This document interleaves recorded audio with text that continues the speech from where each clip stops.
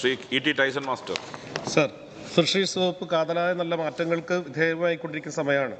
മത്സ്യവില്പന നടത്തുന്ന മത്സ്യത്തൊഴിലാളി വനിതകൾക്ക് സൗജന്യ യാത്ര ഒരുക്കുന്നതിന് നടപ്പാക്കിയ സമുദ്ര പദ്ധതിയുടെയും തീരദേശ നിവാസികൾക്ക് ഏറെ ആശ്വാസം പകരുന്ന പുനർഗേഹം പദ്ധതിയുടെയും ഫലപ്രാപ്തി വിലയിരുത്തിയിട്ടുണ്ടോ? അക്കാര്യം വിശദമാക്കാമോ?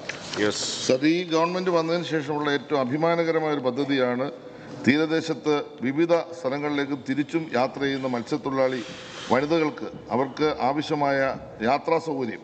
അവർ ഓട്ടോറിക്ഷകളെയാണ് സാർ ആശ്രയിച്ചിരുന്നത്. രാത്രിയും പകലും പല സ്ഥലങ്ങളിൽ നിന്ന് യാത്ര ചെയ്യുന്ന ഇവർക്ക് അമിതമായ സാമ്പത്തിക ചെലവാണ് സാർ ഉണ്ടായിരുന്നത്.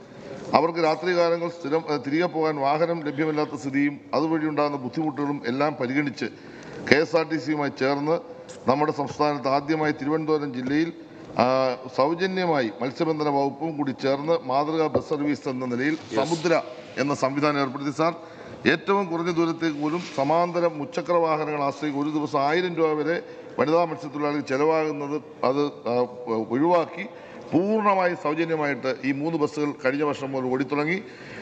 നല്ല വിജയകരമാണ്. അത് മറ്റ് സ്ഥലങ്ങളിൽ നടപ്പാക്കുന്നതിനെ പറ്റി ഗവൺമെൻറ് ഇപ്പോൾ ആലോചിക്കുന്നു.